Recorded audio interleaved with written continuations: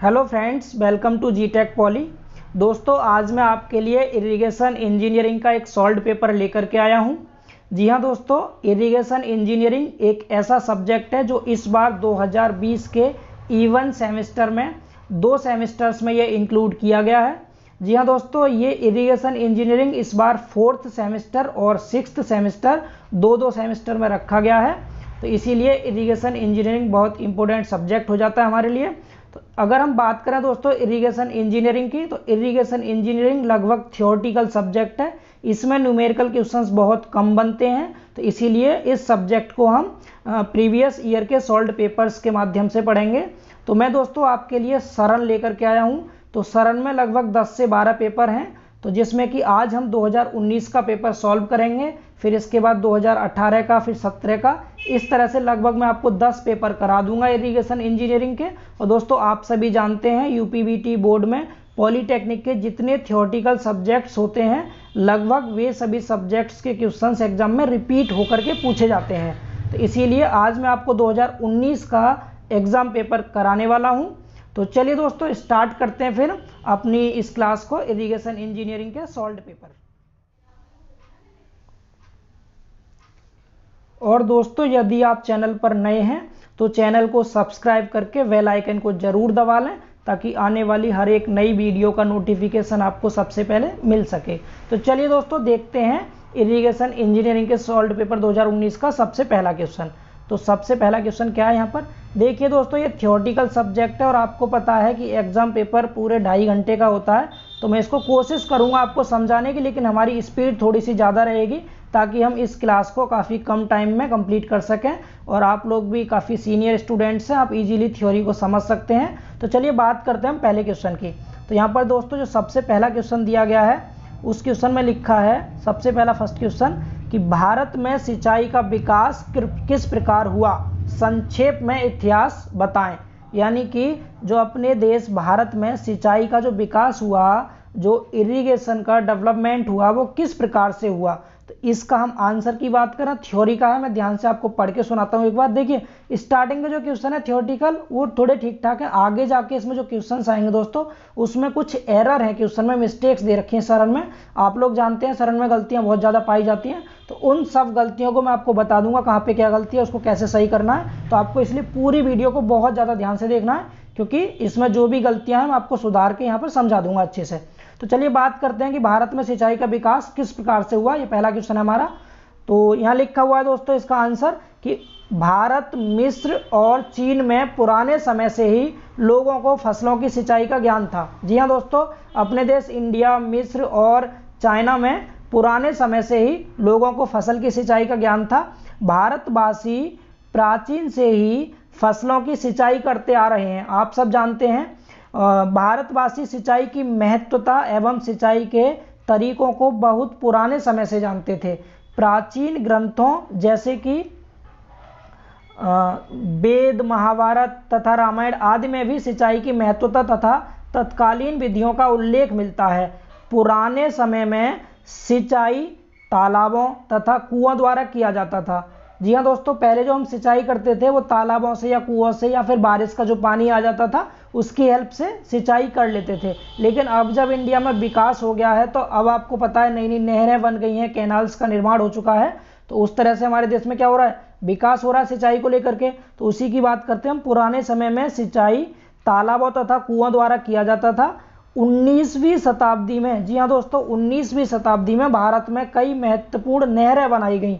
जैसे कि अगर हम बात करें सन 1817 की, तो सन 1817 में पश्चिमी यमुना नहर बनकर तैयार हुई, जो उस समय तक की सबसे बड़ी सिंचाई परियोजना थी।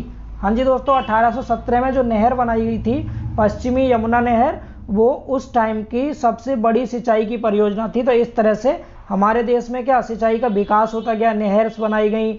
फिर आपको पता है डैम वगैरह बने हुए हैं बहुत सारे, तो डैम से पानी, यानी जो नदी है, नदी से नहर में पानी लाते हैं।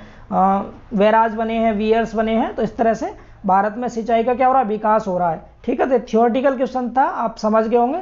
आपको सिंपली इसमें इतना समझना सिर्फ कि पुराने टाइम में जो सिंचाई होती थी वो या तो बारिश के माध्यम से होती थी, क्योंकि बारिश तो नेचुरली है, तो वो तो नेचर के माध्यम से बारिश होती है, फसल को पानी मिलता रहता है। इसके अलावा तालाबों से, कुओं से हम सिंचाई कर लेते थे।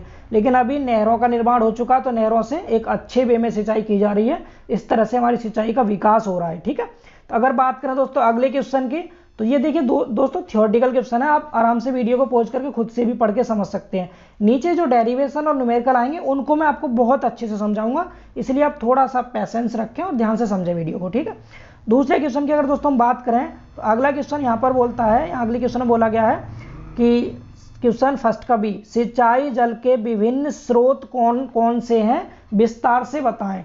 जी हाँ दोस्तों, सिंचाई करने के जो सोर्स होते हैं, जो स्रोत होते हैं, वो कौन कौन से हैं, ये आपको बताना है इस क्वेश्चन में। तो इसका आंसर क्या होगा दोस्तों, इस पृथ्वी पर सभी पानी का स्रोत वर्षा है। आप अच्छे से जानते हैं रेन क्या है, सबसे बड़ा सोर्स है वाटर का। इस अर्थ पर अगर हम वाटर को लेकर आए पृथ्वी पर, तो सबसे बड़ा स्रोत क्या है, वर्षा है। अब आगे लिखा है इसमें, जल धाराओं, जलकुंडों, झीलों, सागरों का पानी सूर्य की किरणों की तपन से बाष्प बनकर ऊंचाई पर पहुंचकर बादलों का रूप ले लेता है। जी हाँ दोस्तों, जो भी नदी में, डैम्स में जो पानी भरा हुआ है दोस्तों, वो क्या होता है, जब सूरज की किरण पड़ती है पानी के ऊपर, तो ये क्या होता है, बाष्पित होकर के ऊपर जाके बादलों का रूप ले लेता है, और बादल बाद में क्या करते हैं, फिर बारिश के रूप में नीचे जमीन पे बरसना स्टार्ट कर देते हैं। इस तरह से बारिश होती है और बारिश की हेल्प से पानी मिलता है हमारी खेती के लिए, सिंचाई के लिए। तो यहाँ पर यही कहा गया है इस क्वेश्चन में। इसमें लिखा हुआ है, जलधाराओं, जलकुंडों, झीलों, सागरों का पानी सूर्य की किरणों की तपन से बाष्प बनकर ऊंचाई पर पहुंचकर बादलों का रूप ले लेता है और अनुकूल वातावरणीय प्रभाव पाकर वर्षा और हिम के रूप में भूमि पर गिर पड़ता है। प्रकृति का यह जलीय चक्र अनंत काल से इस ग्रह पर चल रहा है। इस ग्रह का मतलब इस पृथ्वी पर चल रहा है। प्रकृति का यह जलीय चक्र ही सिंचाई के लिए पानी उपलब्ध कराता है। जलीय चक्र का मतलब क्या है कि जो नदी नालों में पानी भरा हुआ है वो सूर्य की किरणों से बाष्पित होकर के ऊपर बादलों का रूप लेता है, और जैसे उसे अनुकूल वातावरण मिलता है, अनुकूल वायुमंडलीय प्रभाव मिलता है, तो वो बारिश बन के जमीन पर बरस जाता है। बारिश के रूप में, हिम के रूप में, ओस के रूप में कई प्रकार से पानी आता है जमीन पर, आप सभी अच्छे से जानते हैं। तो ये जो जलीय चक्र चल रहा है, ये हाइड्रोलॉजिकल जो साइकिल है, ये बहुत टाइम से चली आ रही है, जो कि हमारी सिंचाई के लिए पानी उपलब्ध कराती है। अब देखिए दोस्तों, सिंचाई के स्रोत कौन कौन से हैं, तो सिंचाई के निम्नलिखित स्रोत हैं ये। तो 5 स्रोत दे रखे हैं, आपको ध्यान से याद करना है इनको। पहला स्रोत है वर्षा, जो कि सीधी खेतों पर पड़ती है, बारिश हो गया एक स्रोत। दूसरा हो गया नदी नाले तथा इस पर बनाए गए जलाशयों से, यानी नदी नालों से या फिर हम जलाशयों से भी क्या करते हैं, सिंचाई करते हैं। तीसरा हो गया प्राकृतिक झीलें, जलकुंड, तालाब, पोखर इत्यादि, इनसे पानी खींचकर निकाला जाता है और हमारी फसल को फिर दिया जाता है। चौथा है दोस्तों नहरें, जो नदियों, तालाबों, झीलों से निकाली जाती हैं और नहरों से पानी बहता हुआ खेतों तक आता है। आप लोग बहुत अच्छे से जानते हैं इरिगेशन के बारे में, लगभग सभी बच्चे गांव से ही लगभग बिलोंग करते हैं, तो आपको सिंचाई के बारे में बहुत अच्छी नॉलेज होगी, तो आप इजीली समझ सकते हैं। थियोरेटिकल पोर्शन है, मैं थोड़ा स्पीड से पढ़ के खत्म करने की कोशिश करता हूं। आगे जो न्यूमेरिकल डेरिवेशन आएंगे उनको हम बात कर लेंगे डिटेल में। आगे देखिए 5वां है, कुएं तथा नलकूपों से जिनके द्वारा भौमजल ऊपर खींच लिया जाता है, ये भी पानी का एक बहुत अच्छा स्रोत है। आगे बात करें तो इसको ध्यान रखना आपको दोस्तों कि समुद्र का जल जो है वो खारा होता है, इसीलिए यह सिंचाई के काम में नहीं आ सकता। ठीक है, तो समुद्र का जल हम सिंचाई में नहीं लेते हैं। कौन कौन सा लेते हैं, नदी का, नालों का, जल कुंडों का, प्राकृतिक झीलों का, नहरों का, कुएं का, नलकूप का या फिर बारिश का, इन सब पानी को हम सिंचाई के काम में लेते हैं। ये सब पानी के स्रोत हो गए जो हमें सिंचाई के लिए पानी उपलब्ध कराते हैं। अब देखिए दोस्तों, बात करें अगले क्वेश्चन की, तो पहले का तीसरा क्वेश्चन है, और तीसरा क्वेश्चन ये इंपॉर्टेंट क्वेश्चन है, बहुत ज़्यादा इंपॉर्टेंट क्वेश्चन है दोस्तों ये। इस क्वेश्चन को आपको थोड़ा ध्यान से समझना है। इस क्वेश्चन में लिखा हुआ है, स्वसंचालित तथा अस्वसंचालित वर्षा मापी की किस्में लिखें तथा किसी एक की कार्यविधि समझाएं। जी हाँ दोस्तों, यहाँ पर वर्षा मापी के बारे में पूछा गया। वर्षा मापी को दोस्तों हम इंग्लिश में रेन गेज बोलते हैं। इंग्लिश में कहते हैं दोस्तों हम इसको rain gauge, GAUGE, rain gauge. तो तो यहाँ पर वर्षा मापी के बारे में आपसे पूछा है, रेन गेज के बारे में आपसे पूछा गया है। तो दोस्तों रेन गेज की अगर हम बात करें, रेन गेज दो तरह के होते हैं हमारे, स्वसंचालित और एक अस्वसंचालित। तो दोस्तों जो स्वसंचालित होता है उसको हम इंग्लिश में बोलते हैं सेल्फ रिकॉर्डिंग या फिर ऑटोमेटिक रेन गेज। ठीक है, क्या होता है ये? स्वसंचालित का मतलब स्वतः चलने वाला, यानी सेल्फ रिकॉर्डिंग हो गया ये, इसको हम सेल्फ रिकॉर्डिंग बोलते हैं या फिर ऑटोमेटिक बोलते हैं। ठीक है, तो सेल्फ रिकॉर्डिंग जो होता है, एक तो हमें इसकी किस्में बतानी है। तो सेल्फ रिकॉर्डिंग यानी स्वसंचालित वर्षा मापी की जो किस्में होती हैं वो 3 टाइप के होते हैं दोस्तों। पहला होता है टिपिंग बुकेट वर्षा मापी, दूसरा होता है तुला प्रकार की वर्षा मापी और तीसरा होता है फ्लोट प्रकार की वर्षा मापी। अगर इंग्लिश की बात करें दोस्तों तो टिपिंग बुकेट को इंग्लिश में टिपिंग बुकेट ही बोलते हैं। अगर तुला प्रकार की बात करें, तुला प्रकार को हम इंग्लिश में वेग टाइप रेन गेज कहते हैं और फ्लोट प्रकार की वर्षा मापी को हम फ्लोट टाइप रेन गेज कहते हैं। तो जो आपके सेल्फ रिकॉर्डिंग होते हैं दोस्तों वो 3 टाइप के होते हैं। कौन कौन से? टिपिंग बुकेट, एक होता है टिपिंग बुकेट, दूसरा होता है वेग टाइप और तीसरा होता है फ्लोट टाइप। ठीक है, ये 3 प्रकार के हो गए। और अगर बात करें दूसरा है आपका अस्वसंचालित। अस्वसंचालित का मतलब हो गया नॉन रिकॉर्डिंग होते हैं ये। ठीक है, नॉन रिकॉर्डिंग। तो जो नॉन रिकॉर्डिंग होते हैं दोस्तों, नॉन रिकॉर्डिंग की अगर हम बात करें तो नॉन रिकॉर्डिंग दोस्तों केवल एक ही टाइप का होता है और उसका नाम है दोस्तों साइमन। यहाँ पर दोस्तों ये गलत लिखा हुआ है, इसको साइयन नहीं बोलते, साइमन बोलते हैं। क्या बोलते हैं इसको? साइमन। ठीक है, मन कर लेना इसको, MON, साइमन। समझ पा रहे हैं? साइमन मतलब SYMON, साइमन्स रेन गेज होता है ये। तो जो नॉन रिकॉर्डिंग है वो साइमन रेन गेज होता है। बहुत इंपॉर्टेंट है, ये पूछा भी गया है SSC JEE के एग्जाम में कि नॉन रिकॉर्डिंग जो रेन गेज होता है, वर्षा मापी होता है, उसका निम्न में से कौन सा टाइप है? तो जो साइमन होता है वो इसका सही आंसर है। तो ये साइयन जो लिखा है इसको साइमन कर लेना आप लोग। तो साइमन क्या होता है दोस्तों, मैं इसके बारे में थोड़ा सा आपको बताना चाहूँगा कि ये इसमें क्या है, ये एक ऐसा उपकरण होता है जिसमें कि एक प्लास्टिक की बोतल होती है और उस प्लास्टिक की बोतल के ऊपर एक फनल लगा देते हैं, कीप लगा देते हैं, ताकि जो बारिश होगी तो उस बोतल में समाती रहेगी। बोतल की कैपेसिटी दोस्तों 2 लीटर 4 लीटर से लेकर के 10 लीटर तक होती है, इतना पानी उसमें आ सकता है। तो उस बोतल में ही एक गेज लगा होता है जो कि वर्षा की गहराई को नापता रहता है। बोतल में जितने गहराई तक पानी भर जाएगा उतनी गहराई तक हम कह देंगे कि इतने mm बारिश हुई है आज। जी हाँ दोस्तों, याद रखिएगा जो वर्षा मापी की यूनिट होती है वो mm होती है। mm में बारिश को हम मेजर करते हैं हमेशा। तो आपको यहाँ से क्या समझ आ गया कि जो स्वसंचालित होता है वो 3 टाइप के होते हैं, तीनों टाइप हो गए। और अस्वसंचालित जो होता है वो एक ही टाइप का होता है जिसका नाम है साइमन वर्षा मापी। ठीक है, साइमन वर्षा मापी की डिटेल हम लिख देते हैं क्योंकि इसने किसी एक की कार्यविधि पूछी थी। तो हम लिखेंगे वर्षा को मापने के लिए जो यंत्र प्रयोग किया जाता है उसे हम वर्षा मापी कहते हैं।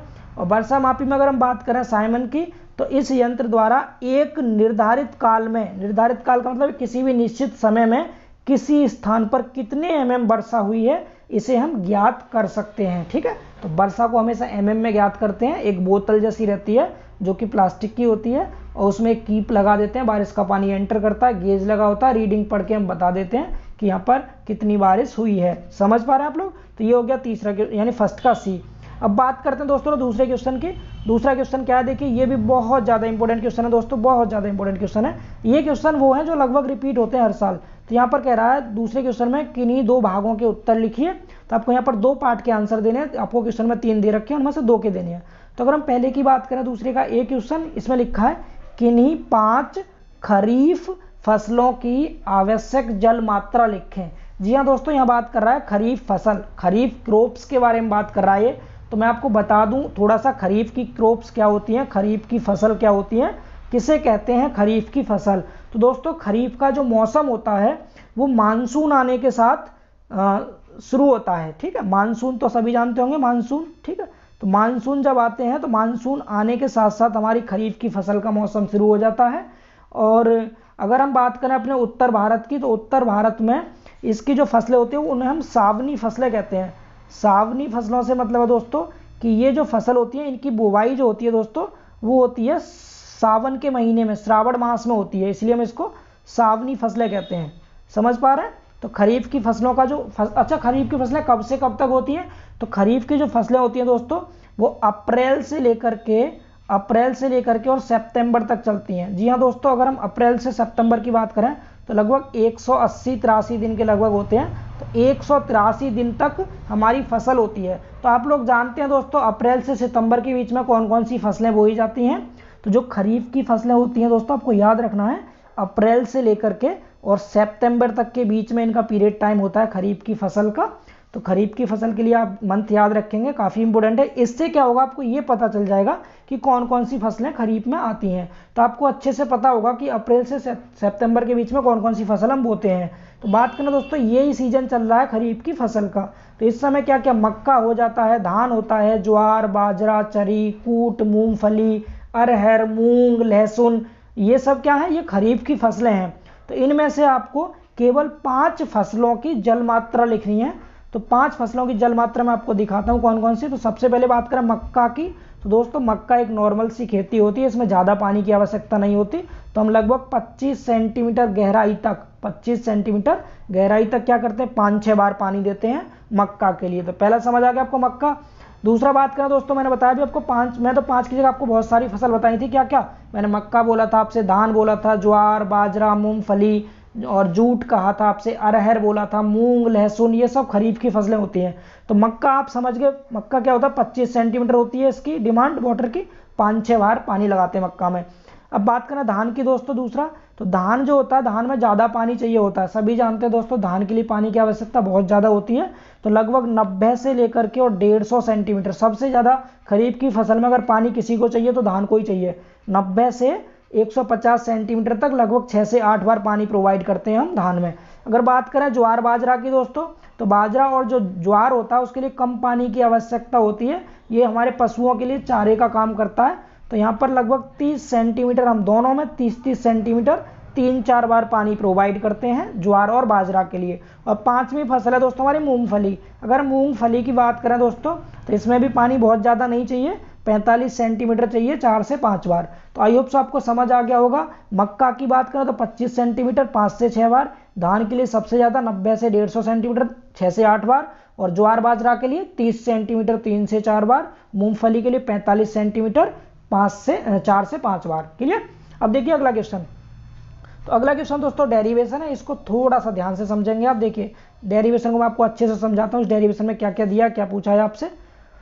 तो देखिए यहाँ पर दे रखा है ट्यूबवेल का उत्पादन या दक्षता, यानी कि यील्ड बताना है, किस प्रकार से ज्ञात करते हैं हम ट्यूबवेल का। तो ट्यूबवेल का यील्ड कैसे ज्ञात करते हैं दोस्तों, इस डेरिवेशन को हम सॉल्व करते हैं। तो देखिए यहाँ पर अगर हम बात करें दोस्तों ट्यूबवेल की, तो यहाँ पर आपको दे रखा है ट्यूबवेल का एक डायग्राम। पहले मैं आपको थोड़ा सा डायग्राम समझा दूँ। यहाँ पर डायग्राम को देखिए ध्यान से। इस डायग्राम में क्या दे रखा है, यहाँ पर एक ये कोई सपोज कुआं खोद रखा है, कुआं है ये कोई, ठीक है। इस कुआं में क्या है, यहाँ पर आपका वार्म जल लेवल था, वार्म जल का स्तर था यहाँ तक।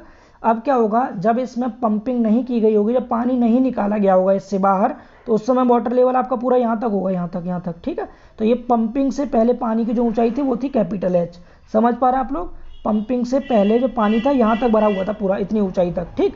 अब क्या किया आपने, पंपिंग करके वाटर को बाहर निकाल लिया, तो वाटर लेवल डाउन होता गया। अब डाउन होता गया तो पानी इस लेवल तक बचा केवल, यानी भौम जल से नीचे आ गया पानी और इस लेवल तक बचा, जो कि स्मॉल एच से मैंने दिखा रखा है। तो ये जब पानी पंपिंग से पहले भरा हुआ था, यानी पानी को बाहर निकालने से पहले जो लेवल था भौम जल यहाँ तक था कैपिटल एच। इसके बाद पानी को हमने पंपिंग करके बाहर निकाल लिया, तो उसके तुरंत बाद जो लेवल बचा स्मॉल एच। तो इन दोनों के अगर बीच के डिफरेंस की बात करें दोस्तों, तो इन दोनों के बीच का ये जो डिफरेंस बचता है, इस डिफरेंस को हम लोग बोलते हैं डिप्रेशन हेड। क्या बोलते हैं इसको, डिप्रेशन हेड बोलते हैं दोस्तों, डिप्रेशन हेड, ठीक है। पानी में कितनी गिरावट हुई इसको बोला जाता है। तो ये डायग्राम आपको समझ आ रहा होगा इजीली।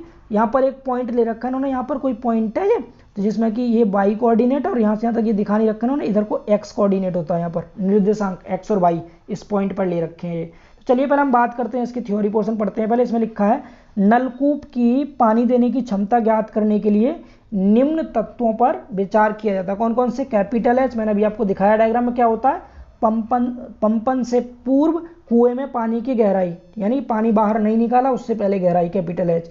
स्मॉल एच क्या हो गया, पंप करने के तुरंत बाद कुएं में जल की गहराई। और कैपिटल आर और स्मॉल आर को आपको ध्यान से समझना है दोस्तों। कैपिटल आर और स्मॉल आर क्या है, देखिए कैपिटल आर लिखा है प्रभाव वृत्त की त्रिज्या और स्मॉल आर लिखा है कुएं की त्रिज्या। तो कुआं तो आप बहुत अच्छे से जानते हैं, जो भी कुआं हो गया उसकी जो रेडियस होगी उसको इन्होंने स्मॉल आर बोल दिया, ठीक। अब कैपिटल आर की अगर हम बात करें दोस्तों, तो इसके लिए आपको समझना, पहले ये बताओ प्रभाव वृत्त क्या होता है, सभी जानते होंगे किसे कहते हैं। देखिए मैं बताता हूँ आपको, कुएं से जब हम पानी निकालते हैं दोस्तों, तो कुएं से पानी निकालने पर इसके बाहर चारों तरफ, जैसे हम इससे पानी बाहर निकालेंगे तो इसके बाहर जो लेयर्स बनी होंगी ऐसे करके, इधर लेयर्स बनी है कुछ बाहर, तो यहाँ से क्या होता है, चारों तरफ से जो जलधारी परत है जिनमें पानी भरा हुआ है, वहाँ से पानी रिस करके कुएं में आने लगता है। ठीक है, तो पानी इसके चारों तरफ की जलधारी परत से रिस करके जो कुएं में पानी आता है, तो इस कुएं के सेंटर से लेकर के और जहाँ से पानी रिस करके आ रहा था वहाँ तक की जो दूरी होगी उसको रेडियस मान के जो हम सर्किल खींचेंगे, उस सर्किल को दोस्तों हम क्या बोल देंगे, उसको बोलेंगे प्रभाव वृत्त। ठीक है, प्रभाव वृत्त कहते हैं इसको, समझ पा रहे हैं आप लोग। तो इसको इंग्लिश में हम बोलते हैं सर्किल ऑफ इन्फ्लुएंस, इन्फ्लुएंस बोलते हैं, सर्किल ऑफ इन्फ्लुएंस। ठीक है, तो आप समझ गए होंगे आई होप सो। सपोज ये कुआं है और यहाँ जलधारी परत थी जहाँ से पानी रिस के आ रहा था, तो इसकी रेडियस तो स्मॉल आर हो जाएगी और इसकी जो रेडियस होगी, इसकी रेडियस वो क्या हो जाएगी, कैपिटल आर। समझ पा रहे हैं, बीच में ये कुआं था छोटा सा और यहाँ पर ये जलधारी परत थी, तो जलधारी परत से कुएं के सेंटर तक की जो त्रिज्या वो कैपिटल आर होगी, प्रभावी वृत्त की त्रिज्या, और स्मॉल आर क्या होगी, कुएं की त्रिज्या। इतना समझ आ गया आपको। चलिए अब आगे बात करते हैं, डायग्राम भी समझ गए, ऊपर के पॉइंट समझ गए। अब अगर हम नीचे डेरिवेशन की बात करें तो यहाँ लिखा है मृदा की सरंध्रता, इसके कणों की सूक्ष्मता तथा जलधारी परत को ढाल पर भी विचार किया जाता है। तो डार्सी का नियम सबने पढ़ा होगा, डार्सी के नियम में क्या होता है, बी बराबर के एस होता है। बी आप सभी जानते हैं, बी क्या होता है, यहाँ पर कुएं में रिसते पानी का वेग होता है, यानी रिसते हुए पानी का वेग, इनफिल्ट्रेशन वेलोसिटी है ये, इसको बोलते हैं इनफिल्ट्रेशन वेलोसिटी, यानी वेग है ये। ठीक है, इसका यूनिट होती है मीटर पर डे, यानी एक दिन में कितने मीटर पानी रिस गया, इसको कहते हैं वी। ठीक, अगर हम के की बात करें यहाँ पर के, तो के होता है संचरण स्थिरांक। जी हाँ दोस्तों, संचरण स्थिरांक को हम इंग्लिश में बोलते हैं ट्रांसमिशन कांस्टेंट। और अगर एस की बात करें, एस को बोलते हैं द्रव दाब ढाल, इसको इंग्लिश में हम स्लोप बोलते हैं, slope of the draw down होता है। ड्रा डाउन एक कर्व होता है, उस कर्व का स्लोप होता है और इसकी वैल्यू होती है दोस्तों, एस की जो वैल्यू होती है वो होती है D Y upon D X. S की वैल्यू क्या होती है, D Y upon D X, ये एक स्लोप होता है। समझ पा रहे हैं आप लोग। जी हाँ दोस्तों, अब चलिए आगे बात करते हैं। तो आगे बात करें अगर हम यहाँ से, तो जो कुएं से लब्धि मतलब डिस्चार्ज की अगर बात करें, तो डिस्चार्ज आप सभी जानते हैं, डिस्चार्ज क्यू बराबर क्या होता है, ए इंटू बी होता है। तो यहाँ पर जो हम एरिया यूज करेंगे वो करते हैं प्रभावी परिच्छेद का क्षेत्रफल, इफेक्टिव एरिया यूज करते हैं, जिसको हम ए इंटू पी कहते हैं। ठीक है, ए इंटू पी यहाँ पर हो जाएगा इफेक्टिव एरिया। और अगर पानी के वेग की बात करें, तो पानी का वेग अभी आपको बताया था v था, और b बराबर क्या, k इंटू एस, तो k इंटू एस रख देंगे यहाँ पर। तो q का जो फॉर्मूला बन जाएगा क्या बन जाएगा, ए पी के एस। समझ पा रहे, तो ए पी के एस हो गया, q बराबर ए पी के एस। अब देखिए यहाँ से आगे, अब a आपको पता चल गया क्या, प्रभावी क्षेत्रफल हो गया। p देखिए, p होता है पोरोसिटी रेशियो, सरंध्रता अनुपात, यानी जो पोरस होंगे ना, मिट्टी जो होगी उसमें छिद्र होंगे, रंध्र होंगे, तो उसमें जो पोरोसिटी रेशियो उसको p बोलते हैं हम। आगे बात करें, देखिए माना अपकर्ष वक्र, अपकर्ष वक्र मतलब उसी को कहते हैं जो मैं आपको बता रहा था, slope of the draw down curve. जो ड्रा डाउन कर्व होता है उसी को हम अपकर्ष वक्र बोलते हैं। यानी कुएं से जब दोस्तों पानी हम रिस जाता है तो उसके बाद एक उल्टा कोण बन जाता है, यानी शंकु बन जाता है उल्टा, तो उस शंकु का जो वक्र होता है उसको हम अपकर्ष वक्र बोलते हैं।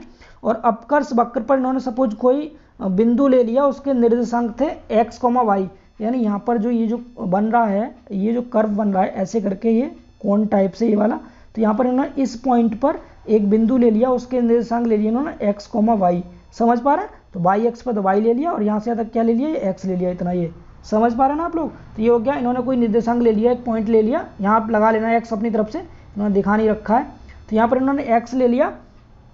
तो अगर हम आगे बात करें दोस्तों, तो इसकी अगर हम एरिया की बात करें तो आपको पता है सर्किल का एरिया होता है 2 पाई आर, सबको पता, सॉरी पर्दी होती है इसकी 2 पाई आर, पर्दी क्या होती है 2 पाई आर होती है, और इनटू में इसकी जो मोटाई होगी उससे मल्टीप्लाई कर देंगे। तो यहाँ पर अगर हम बात करें तो 2 पाई एक्स तो होगी पर्दी, यानी ये जो कर्व बना हुआ था यहाँ से यहाँ तक की दूरी आपको पता है आर थी ना दूरी, तो यहाँ पर आर की जगह हमने एक्स पॉइंट माना था, ये वाला पॉइंट वाई माना था, तो एक्स ले लेंगे यहाँ तक हम, तो क्या हो जाएगा 2 पाई एक्स, और इनटू में अगर हम इसकी डिस्टेंस की बात करें वाई था, तो एरिया का मान हो जाएगा 2 पाई एक्स इंटू वाई।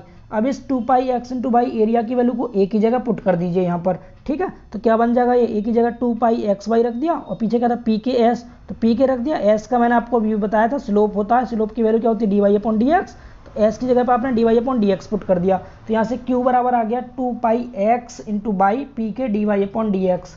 इसके बाद देखिए नीचे इसको या करके हम क्या लिख सकते हैं। तो देखिए दोस्तों यहाँ पर एक छोटी सी गलती दे रखी है, मैं आपको बोल रहा था सरल में मिस्टेक मिलती है देखने को, तो यहाँ पर गलती क्या है मैं आपको थोड़ा बता दूँ।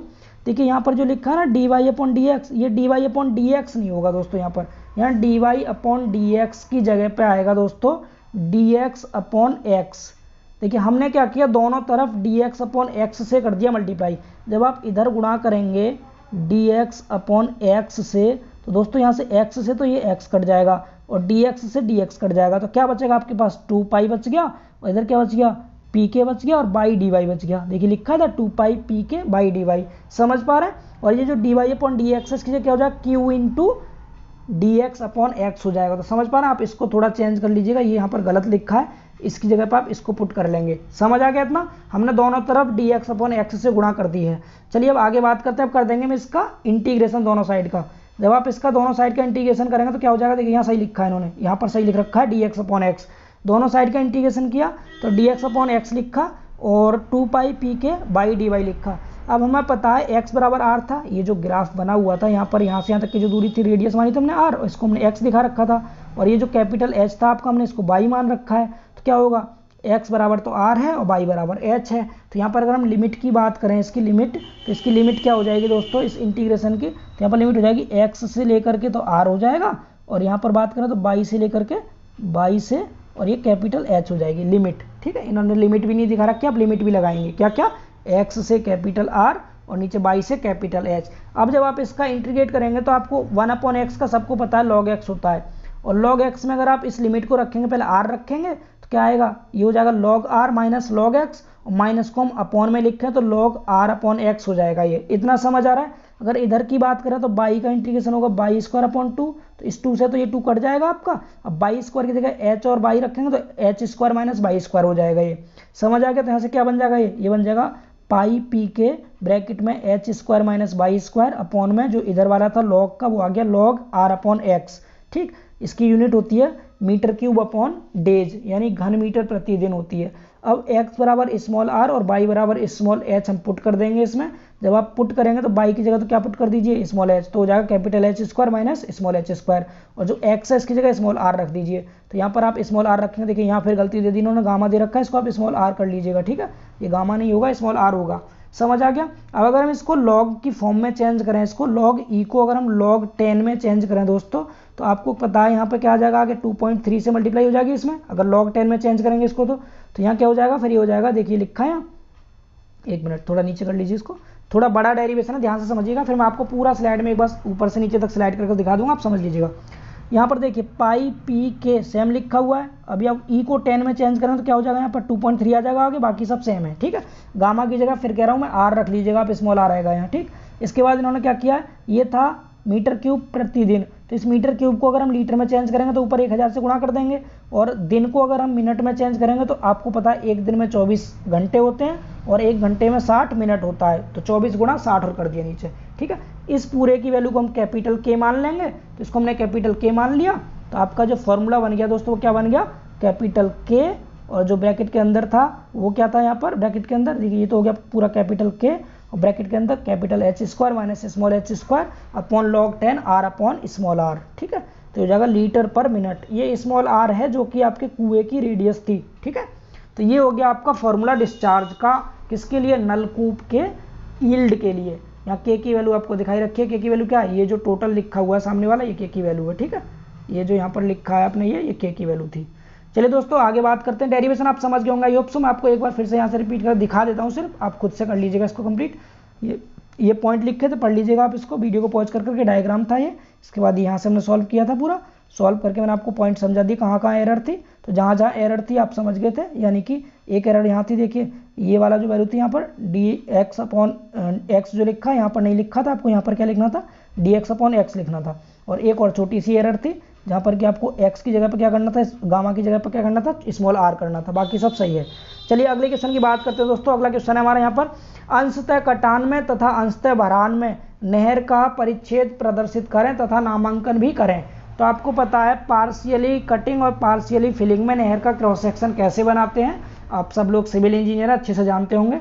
तो ये देखिए पूरी तरह कटिंग में है, ये फुल कटिंग में, यहाँ पर GL था, तो अगर जीएल से नीचे कोई सेक्शन बनता है, भूमि से नीचे बन रहा है ज़मीन से, तो इसका मतलब ज़मीन को काट के बनाया गया होगा ये, तो ये फुली कटिंग में हो गया सेक्शन। समझ पा रहे हैं, ये फुली कटिंग में है। अगर आगे बात करें हम इसकी, तो आप इसको देखिए सेक्शन को, यहाँ ज़मीन थी, ज़मीन के नीचे तो क्या हो गया, ये कटिंग में हो गया, और इससे ऊपर वाला जितना पोर्शन है ये वाला, ये किस में हो जाएगा, फिलिंग में हो जाएगा इतना पोर्शन, तो ये पार्शियली कटिंग और फिलिंग में हो गया। और अगर नीचे वाले की बात करें तो ये किस में है, देखिए ज़मीन नीचे यहाँ पर है, जीएल यहाँ पर है, ज़मीन से ऊपर बनी हुई है नहर, तो ये पूरा किस में, फिलिंग में है। लेकिन यहाँ पर इतना ये क्या कर रखा है, यहाँ पर इतना पार्शियली फिलिंग है ना, इधर इधर इसमें गड्ढा कर रखा है इधर यहाँ पर सेक्शन में, तो क्या हो जाएगा, अंशतः भरान है ये पार्शियल फिलिंग। तो आपको 3 डायग्राम नहीं बनाना है, आपको केवल बीच वाला बनाना था। ये आप अलग अलग तीनों भी दिखा सकते हैं। ये फुली कटिंग का हो गया ये वाला, इसके बाद ये हो गया आपका पार्शियली कटिंग एंड फिलिंग, ये हो गया पार्शियली फिलिंग का। ठीक है, तीनों डायग्राम हो गए, केवल डायग्राम बनाने थे इसमें। अब अगले क्वेश्चन की बात करेंगे हम तीसरे की, तो इसमें लिखा हुआ है बियर तथा बैराज में अंतर लिखिए। जी हाँ दोस्तों, बियर और बैराज में आपको अंतर बताना है, तो इसके पॉइंट में आपको शो कर दे रहा हूँ, आप इसको पढ़ लीजिएगा। थ्योरी पोर्शन है, कुछ बड़ा डिफरेंस नहीं है। आप कहें तो मैं आपको एक बार रीड करके सुना देता हूँ। देखिए इसमें क्या क्या पॉइंट लिखे हुए हैं, 6 पॉइंट है केवल। इन 6 पॉइंट की अगर हम बात करें तो देखिए सबसे पहले पॉइंट की बात करते हैं, क्या होता है ये। तो बियर क्या होता है, देखिए पहली बात तो ये यहाँ पर देखिए ऊपर एक लाइन पढ़े आप, तो बियर एंड बैराज का कार्य समान होता है, दोनों का कार्य एकदम सेम होता है। नदी से अगर कोई पानी आपको नहर में लाना है ना, तो वो बियर और बैराज का काम होता है, यानी नदी के पानी का तल ऊपर उठाकर इसे नहर मुख की ओर मोड़ना ही किसका काम होता है, बियर एंड बैराज का काम होता है। तो अगर हम बात करें बियर और बैराज के डिफरेंस पॉइंट में, तो पहला पॉइंट यहाँ पर लिखा हुआ है दोस्तों, फर्स्ट पॉइंट, बियर नदी के आर पार कम ऊंचाई की एक दीवार होती है। ठीक है, ये कम ऊंचाई की दीवार होती है, लेकिन ध्यान रखिएगा बियर से भी ज़्यादा कम ऊंचाई की दीवार होती है बैराज, वो एक अलग बात है। बैराज में फाटक लगे होते हैं और बियर में फाटक नहीं लगे होते। ठीक है, तो क्या लिखा है, बियर नदी के आर पार कम ऊंचाई की एक दीवार होती है जो नदी जल का तल ऊपर कुछ ऊपर उठाने के लिए बनाई जाती है। बैराज की बात करें तो क्या कह रहा है, बैराज शिखर की नदी जल तल से ऊंचाई बियर से भी कम होती है। मैंने बताया था ना, बियर की ऊंचाई तो कम होती है, बैराज की उससे भी कम होती है, परंतु इसके ऊपर क्या लगे होते हैं, पाए या फाटक लगाकर नदी जल का अधिक ऊंचाई तक संचयन किया जाता है। ध्यान रखिएगा, बेसिक डिफरेंस है कि बियर में फाटक नहीं होते और बैराज में फाटक लगे होते हैं। मोस्ट इंपोर्टेंट डिफरेंस यहाँ पर केवल एक ही पॉइंट है, इसमें क्या होता है, फाटक लगे होते हैं, इसमें फाटक नहीं लगे होते हैं।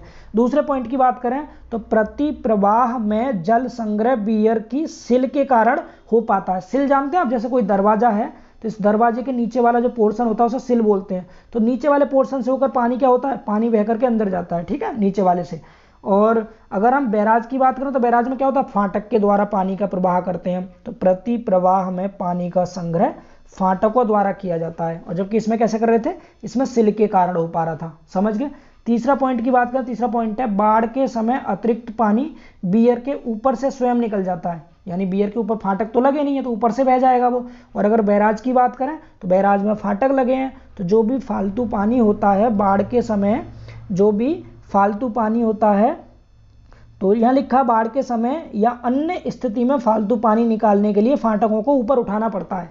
फाटक है, पानी को रोक लेंगे, फाटक ऊपर उठाएंगे तो पानी बह के निकल जाएगा। ठीक है, अब चौथे पॉइंट की बात करें, चौथा पॉइंट है यहाँ बियर के कारण नदी के यूएस में। अब दोस्तों यूएस क्या होता है, तो यूएस को दोस्तों बोलते हैं हम प्रति प्रवाह, यानी जिधर पानी बह रहा है उसके प्रति प्रवाह को हम क्या बोलते हैं, यूएस बोलते हैं। और अनुप्रवाह को हम बोलते हैं डीएस। डीएस मतलब अनुप्रवाह होता है, यानी उसी की दिशा में अनुप्रवाह मतलब, और प्रतिप्रवाह मतलब प्रवाह के प्रतिकूल दिशा में। ठीक है, तो यूएस प्रतिप्रवाह को बोलते हैं, डीएस अनुप्रवाह को बोलते हैं, सिंबल है दोनों ये। तो बियर के कारण नदी के यूएस में सिल्ट बड़ी मात्रा में एकत्र हो जाता है, यानी जो उसका बेड होता है, नीचे वाला सरफेस होता है, वहाँ पर सिल्ट जमा हो जाता है। बियर के कारण जो नदी होती है ना, नदी, उसमें क्या होता है, उसके यूएस में, यूएस मतलब एक बेड होता है नीचे वाला प्रतिप्रवाह बेड, तो उसमें क्या होता है, सिल्ट बड़ी मात्रा में एकत्र हो जाती है, जिसे निकालने के लिए हमें इसके कुछ भाग में क्या करना पड़ता है, गेट युक्त अध स्लूस बनाने पड़ते हैं। ठीक है, स्लूस बनाए जाते हैं, स्लूस बनाए जाते हैं, जिसके लिए हम क्या करते हैं, जो सिल्ट जमा हो जाती है नीचे, जो सिल्ट बैठ जाएगी, सिल्ट मतलब नीचे आप सिल्ट जानते हैं, सिल्ट क्ले वगैरह क्या होता है सब जानते हैं, तो सिल्ट जो बैठ जाएगी उसको निकालने के लिए स्लूस बनाते हैं। ठीक है, इसमें क्या करते हैं, नदी में एकत्रित सिल्ट को फाटक उठाकर बड़ी आसानी से निकाला जा सकता है, इसलिए बैराज ज़्यादा अच्छा माना जाता है। ठीक है, अगर अगले पॉइंट की बात करें, पांचवें पॉइंट की, पांचवें पॉइंट पे लिखा है बियर के कारण यूएस में नदी जल कम क्षेत्र में फैलता है, नदी के किनारों पर ऊंचे तटबंधों की आवश्यकता कम पड़ती है और बैराज के निर्माण से इसके यूएस में नदी जल बहुत बड़े क्षेत्र में भर जाता है। इसे रोकने के लिए ऊंचे तटबंधों का निर्माण किया जाता है। अब छठा पॉइंट है, लास्ट पॉइंट है इसका बियर बैराज का, वो क्या है, इस पर निर्माण व्यय कम होता है। जब फाटक लगे नहीं है, कुछ है नहीं, तो कम ही लगेगा व्यय, तो इसमें खर्चा कम होगा, परंतु प्रकार्य में बैराज से घटिया होता है, होगा ही बैराज से घटिया, मैं आपको पहले ही कह रहा था।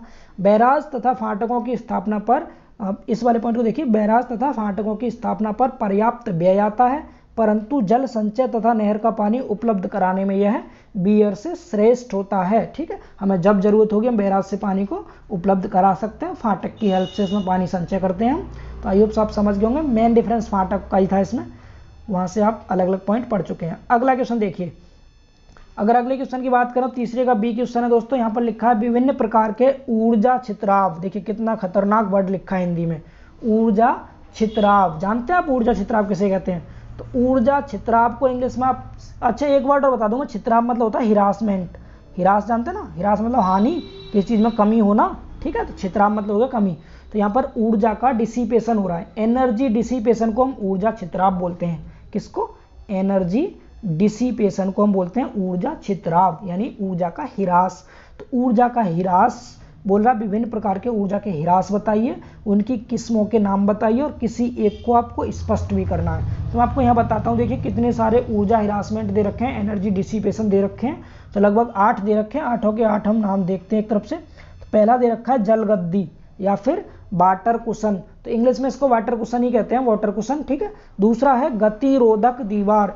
गतिरोधक दीवार होती है दोस्तों, इसको बैफल वॉल बोलते हैं। क्या बोलते हैं इंग्लिश में इसको?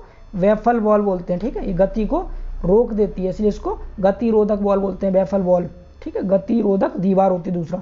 तीसरा है, ये बिक्र लिखा है, बिक्र गलत है दोस्तों, ये बिक्र नहीं होगा, बिफ होगा। ये क्या होगा? ये बिफ। सही कर लीजिएगा, मैं आपको फिर बोल रहा हूँ, यहाँ पर थोड़ी मिस्टेक दे रखी है सर में, बिफ होता है, BIFF बोलते हैं इसको। ठीक है, इसको बिफ वॉल बोलते हैं। तो एक होती है बिफ वॉल, ये बिक्र की जगह बिफ कर लीजिएगा, एक बार फिर बता रहा हूँ आपको, BIFF बिफ। अगर चौथे की बात करें, वो विक्षेपक। विक्षेपक अच्छे से जानते हैं आप, डिफ्लेक्टर होता है, केवल यहाँ नाम लिखने, आप नाम याद रखेंगे। ठीक है, चौथे पांचवें की बात करें, घनाकार घर्षण ब्लॉक होता है, तो घनाकार घर्षण ब्लॉक को फ्रिक्शन ब्लॉक्स बोलते हैं, फ्रिक्शन मतलब घर्षण। और अगला है तीरनुमा घर्षण ब्लॉक, तीर मतलब एरो, तो एरो टाइप का होता है ये फ्रिक्शन ब्लॉक। और सातवां है दांतेदार सिल, तो दांतेदार सिल को हम बोलते हैं डेंटेटेड सिल, डेंटेटेड, DENTATED, डेंटेटेड सिल बोलते हैं। और आठवां है परसुका सिल। ठीक है, तो परसुका को इंग्लिश में बोलते हैं, परसुका मतलब होता है रिप्ड, RIPPED।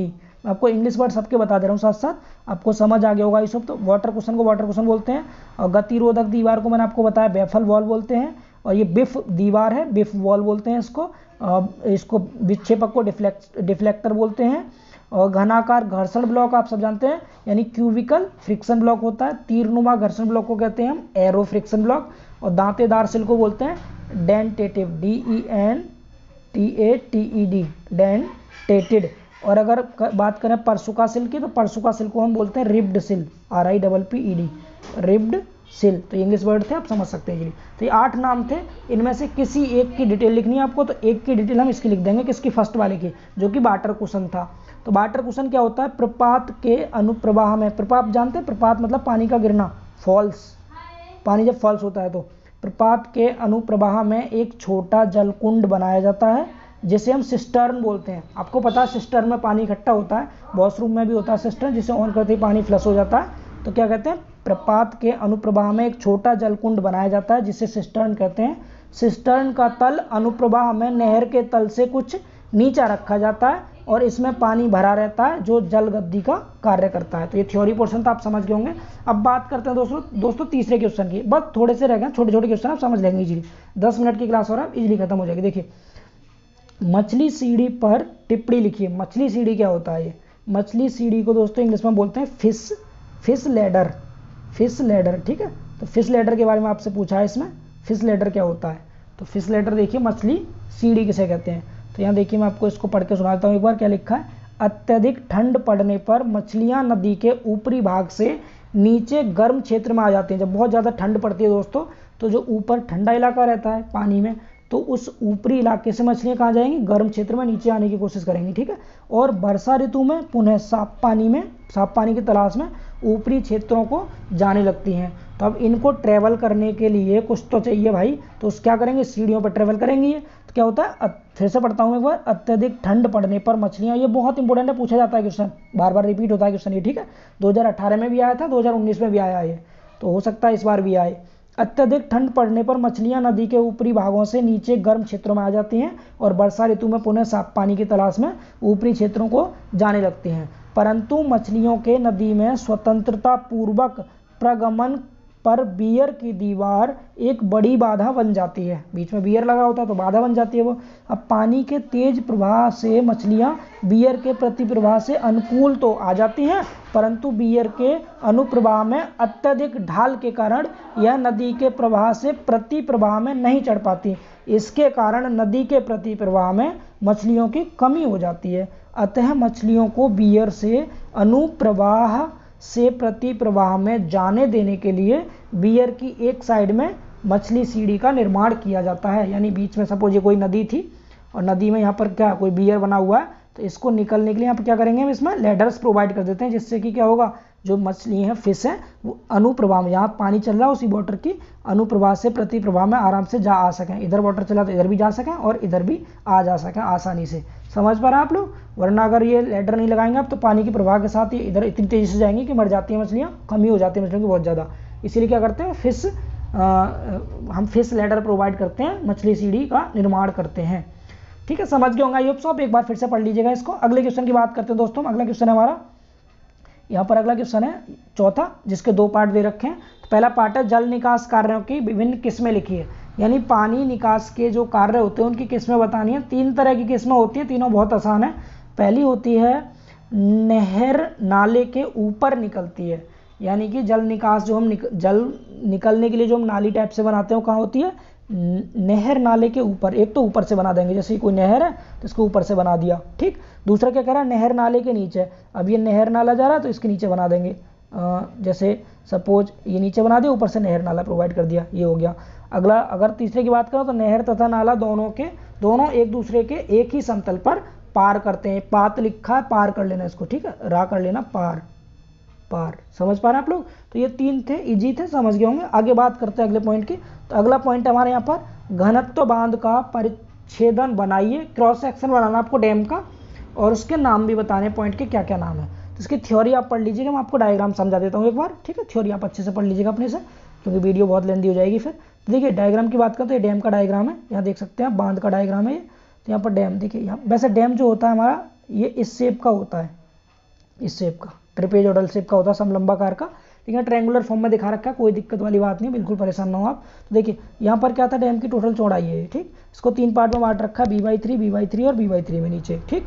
ऊपर डैम का टॉप मोस्ट पॉइंट है और नीचे वाला बॉटम। अब बॉटम पॉइंट पर जो प्रेशर होता है दोस्तों, आप सभी जानते हैं ρGH होता है। क्या होता है, ρGH बॉटम पे, आपने सॉम में भी ये पढ़ रखा होगा। इस रो और जी को हम W बोल देते हैं और ये H है। तो WH होता है नीचे वाले सरफेस पर प्रेशर। अगर बात करें इसके यहाँ पर H/3 पर जो प्रेशर काम करता है P, उसकी वैल्यू होती है WH²/2। समझ पा रहे हैं? और H क्या थी, जहाँ तक वाटर भरा हुआ है उस वाटर तक की ऊंचाई थी, कैपिटल H। समझ आ रहा है इतना? तो ये था आपका डैम, यानी कि जहाँ तक पानी भरा है वो तो हो गया कैपिटल H, हाइट। इसके बाद बात करें बॉटम पे, अगर प्रेशर की बात करें, दाब की, तो कितना लगता है, WH लगता है, जिसे आप ρGH भी बोल सकते हैं, ठीक। अगर यहाँ H/3 दूरी पे बात करें, क्योंकि डैम पर प्रेशर हमेशा H/3 दूरी पे ही काम करता है, पानी का प्रेशर, तो वो उसकी बात करें, वो कितनी वैल्यू होती है उसके, WH²/2 होती है, ठीक है। यहाँ पर इसका डैम का सेल्फ वेट नीचे दिखा रखा है, इधर प्रेशर दिखा रखा है, इन दोनों का यहाँ पर रिजल्टेंट फोर्स, परिणामी बल R दिखा रखा है। समझ आ गया आपको? डैम का डायग्राम थे, थ्योरी ये है, यहाँ पढ़ लीजिएगा आप अच्छे से। आगे अगले क्वेश्चन की बात करते हैं दोस्तों। तो अगले क्वेश्चन में यहाँ पर दिखा रखा है, एक जल सेतु की निर्माण विधि विस्तार से बतलाएं। तो निर्माण विधि बतानी है आपको किसकी, जल सेतु। सेतु मतलब होता है पुल, ठीक है। तो इसकी थ्योरी आपके सामने लिखी हुई है, मैं एक बार आपको थ्योरी को क्लियर कर देता हूँ। अब यहाँ से थ्योरी को अच्छे से पढ़ लीजिएगा, ठीक है।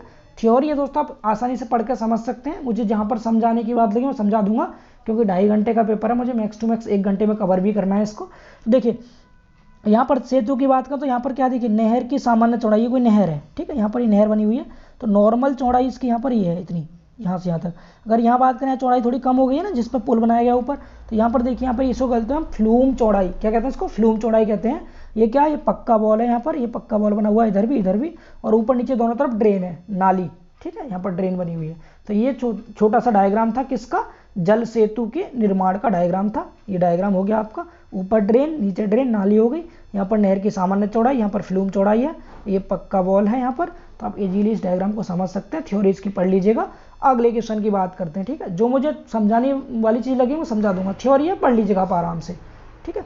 ये बहुत बड़ी बात है दोस्तों, आपको यूट्यूब पर मैं सरन का पेपर प्रोवाइड कर दे रहा हूँ। अदरवाइज आपको पूरे यूट्यूब पर सर्च कर लीजिएगा, आपको कोई भी सरन का सॉल्व पेपर नहीं मिलेगा। केवल पेपर मिल सकते हैं आपको प्रीवियस ईयर के, लेकिन सॉल्यूशन के साथ बहुत कम लोग प्रोवाइड करते हैं। तो इसीलिए आप वीडियो को लाइक जरूर कर दें अगर आपको ये वीडियो पसंद आ रही है। तो मैं ऐसे ही आपको नई नई वीडियोज लाता रहूँगा। इरिगेशन के आपको लगभग सारे पेपर करा दूंगा दोस्तों, बिल्कुल परेशान ना हो। आपके लिए स्पेशली मैं सरन को खरीद कर ले आया हूँ, तो इसलिए आपको मैं इरिगेशन सरन की हेल्प से समझाऊंगा। आपको सारे टॉपिक बता दूंगा, जहाँ जहाँ गलती होगी वो बता दूंगा, कहाँ पर गलती है सरन में, आप उसको सुधार के अच्छे से पढ़ सकते हैं। इसके अलावा मैं आपको नीचे डिस्क्रिप्शन में इसका PDF भी दे दूंगा, PDF की हेल्प से भी पढ़ लीजिएगा, ठीक है। देखिए लास्ट क्वेश्चन है 5 में, इसकी बात करते हैं। इसमें 2 पार्ट है। तो पहला पार्ट है सतही तथा अधसतही नालियों से आप क्या समझते हैं। सतही का मतलब अर्थ के सरफेस पर जो नाली बनाई जाती है ऊपर, उन नालियों से आप क्या समझते हैं। और दूसरी सतह के जो नीचे बनाई जाती है उनसे आप क्या समझते हैं। और इनका खाका खींचो, यानी चित्र बोल रहा, चित्र भी खींचना है इनका। देखिए डायग्राम भी दिखा रखे हैं आपको, बिल्कुल परेशान ना हो आप। तो मैं थोड़ा सा पढ़ देता हूँ आपके लिए। देखिए अगर हम यहाँ पर पढ़ें थोड़ा सा, मैं इसको पढ़ दे रहा हूँ। जल ग्रसन से छुटकारा पाने और फालतू पानी को क्षेत्र में दूर ले जाने के लिए ये जल निकास है, जिल नहीं है, जल निकास नालियाँ बनाई जाती हैं। ये गलती है, जिल लिखा, जल कर लेना आप इसको। ये 2 प्रकार की होती हैं, कौन कौन सी?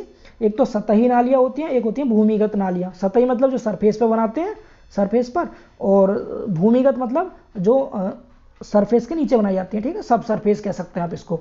तो सतही नालियाँ क्या होती हैं? ये नालियाँ भूमि की सतह पर बनाई जाती हैं और ऊपर से खुली होती हैं। सतही नाली क्षेत्र के ऊपरी क्षेत्र की उतरी हुई समुच्च रेखाओं पर अनुसरण करती हैं और प्राय कच्ची होती हैं, ठीक है, सरफेस पर ऊपर बना देते हैं, कच्ची नाली होती हैं ये। और अगर भूमिगत नालियों की बात करें तो ये सतही नालियाँ क्योंकि कम गहरी होती हैं, अतः रिसन जल को अधिक प्रभावी ढंग से एकत्र नहीं कर पाती हैं।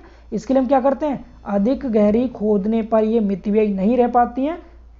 ये भूमिगत नाली को भी उसी की थ्योरी देती है दोस्तों। यहाँ पर भी गलती है, पूरा जो पॉइंट लिखा हुआ है सतही नाली, ये आप लिखना बेशक भूमिगत नालियों में ही, लेकिन ये उसकी दे रखी है सतही नाली के बारे में इसने लिखा है। आप यहाँ क्या करेंगे, देखिए ध्यान सुनिएगा। सतही नालियाँ क्योंकि कम गहरी होती हैं, अतः रिसन जल को अधिक प्रभावी ढंग से एकत्रित नहीं कर पाती हैं। अब अधिक गहरी खोदने पर ये मितव्ययी नहीं रहती हैं। ज़्यादा गहरी खोदने तो कैसे हो जाएंगी, महंगी हो जाएंगी, इसलिए इनका अनुरक्षण काफ़ी कठिन पड़ता है। तो इसलिए हम क्या करते हैं, इसलिए हम भूमिगत नालियाँ बना देते हैं जो कि भूमि के नीचे बनाई जाती हैं, और ये नालियाँ पक्की होती हैं। यहाँ दोनों का डायग्राम आप इजीली समझ सकते हैं। देखिए यहाँ पर क्या था, ये ग्राउंड लेवल है, ज़मीन है। अब ज़मीन से ऊपर नाली बनी है, यहाँ पर ये नाली है, तो इसको कह देंगे हम सतही नाली। अब ये ज़मीन है, GL है यहाँ पर, इसके नीचे जो नाली बनी है इसको क्या कह देंगे हम, भूमिगत नाली, ठीक है, समझ पा रहे हैं। अब लास्ट क्वेश्चन समझ लेंगे, 5वीं का B और C, 2 क्वेश्चन हो रहे हैं बस। 5वीं का B तो काफ़ी छोटा क्वेश्चन है, इसमें बोला है भूमि जल रिचार्ज के लाभ लिखें, यानी भूमि का जो जल रिचार्ज होता है उसके लाभ बताने हैं आपको। तो भूमि जल पुनः भरण के लाभ क्या होते हैं, देखिए पहला लाभ है धरती पर प्रवाह जल की कमी होने पर अब भूमि में जल उपलब्ध रहता है। यानी जो भूमिगत जल रिचार्ज, यानी जमीन के अंदर पानी के अंदर, यानी जमीन के अंदर जो हम पानी का रिचार्ज करते रहते हैं, पानी एकत्रित कर लेते हैं, उसके क्या लाभ है। तो कह रहा धरती पर प्रवाह जल की अगर कमी हो जाएगी तो हम क्या करेंगे, फिर जो जमीन के अंदर पानी है उससे हम जल उपलब्ध करा लेंगे। दूसरा, भौम जल एक स्थायी जल बैंक है, जब भूमि पर कहीं जल ना मिले तो भूमि खोदकर जल निकाल लेंगे। दूसरा लाभ ये हो गया इसका। तीसरा लाभ क्या होगा दोस्तों, तीसरा लाभ है इसका लंबे समय तक वर्षा न होने पर या नदियां तालाबों के सूख जाने पर भी भौम जल सदा उपलब्ध होता है। चौथा पॉइंट है भौम जल उपलब्ध होने पर कुओं के सूख जाने पर भय नहीं होता। और 5वां और लास्ट पॉइंट है अत्यधिक गहरे नलकूप लगाने की आवश्यकता नहीं पड़ती अगर हमारे पास भौम जल उपस्थित है तो। लास्ट क्वेश्चन बहुत इंपॉर्टेंट क्वेश्चन और मेरा फेवरेट क्वेश्चन है ये, और ये क्वेश्चन आपके लिए SSC JEE के एग्जाम में कई बार रिपीट हुआ है, इसलिए ध्यान से समझेंगे। बट आपकी सरन में इस क्वेश्चन में थोड़ी सी मिस्टेक दे रखी है, छोटी सी, वो मिस्टेक भी आपको मैं समझा दूंगा यहाँ पर क्या मिस्टेक है। तो जल्दी से देखिए इसको। यहाँ लिखा हुआ क्वेश्चन लिखा है एक सिंचाई नहर गेहूं की फसल के दौरान 110 दिन चलती है। तो देखिए दोस्तों, यहाँ क्वेश्चन में जो भी आपको टाइम दिया होता है उसको हम वेस पीरियड बोलते हैं। उसको क्या बोलते हैं, वेस पीरियड कहते हैं दोस्तों, वेस पीरियड। तो ये वेस पीरियड दिया है, इसको हम किससे डिनोट करते हैं, इसको हम बी से डिनोट करते हैं। तो यहाँ पर अगर बी की बात करें तो वेस पीरियड होता है बी, बी दे रखा है आपको 110 दिन, दिन को डेज बोलते हैं इंग्लिश में, तो यहाँ पर डेज में दे रखा है, ठीक है, 110 डेज, बी की वैल्यू दे दी, इतना समझ पा रहे हैं। इसके बाद कह रहा है गेहूं के लिए आवश्यक पानी की गहराई, पानी की गहराई को डेल्टा बोलते हैं दोस्तों, डेल्टा, डेल्टा दे रखा है उन्होंने 40 सेंटीमीटर, ठीक है, 40 सेंटीमीटर, इतना समझ आ गया। और तीसरा अगर बात करें हम ड्यूटी, ड्यूटी को डी से डिनोट करते हैं, ये एरिया होता है, जितना क्षेत्र आप सिंचाई करते हैं उसको ड्यूटी बोलते हैं, एरिया होता है, क्षेत्रफल होता है ये, इसकी यूनिट होती है हेक्टेयर पर क्यूमेक, समझ पा रहे हैं। तो आपको क्वेश्चन में क्या क्या दिया, आपको क्वेश्चन में दो चीज दे रखी है दोस्तों, इस क्वेश्चन की बात करें आपको दो चीज दी है, तो बी दे रखा है 110 दिन और एक दे रखा है आपको पानी की गहराई डेल्टा दे रखा है 40 सेंटीमीटर। अब ड्यूटी निकालनी है, तो ड्यूटी निकालने के लिए दोस्तों सिंपल सा फॉर्मूला होता है, अगर हम डेल्टा और ड्यूटी का गुणा कर दें दोस्तों, डेल्टा ड्यूटी का, तो ये 8.64 बी के बराबर होता है, 8.64 बी के बराबर होता है। तो हमें क्या निकालना, डी निकालना, तो इस डेल्टा को नीचे ले आएंगे, तो फॉर्मूला आपका क्या बन जाएगा, यहाँ से फॉर्मूला बन जाएगा डी बराबर 8.64 गुणा बी अपॉन डेल्टा। अब यहाँ एक चीज आपको ध्यान रखनी है दोस्तों, जो आपकी इस बुक में इस सरण में गलती दे रखी है, डेल्टा हमेशा इस फॉर्मूले जो हम यूज करते हैं वो मीटर में यूज करते हैं, किसमें यूज करते हैं, मीटर में। तो आपको यहीं पे बस छोटी सी गलती है इस बुक, इस सरण में आपको सही कर लेना है इसको, कि जो 40 सेंटीमीटर पहले आप इसको मीटर में चेंज करना, तो आएगा 0.40 मीटर, ठीक है, इतना मीटर आ गया। अब यहाँ जो आपने वैल्यू ली है इसको 0.40 यूज करेंगे, यहाँ पर कितना यूज करेंगे आप इसको 0.40 यूज करेंगे, ठीक है, यहाँ जो ये ले रखा 40 इसकी जगह 0.40 लगाएंगे, यहाँ भी पॉइंट लगाएंगे, तो इसका जो आंसर आएगा दोस्तों वो कितना आएगा, 2376 आएगा,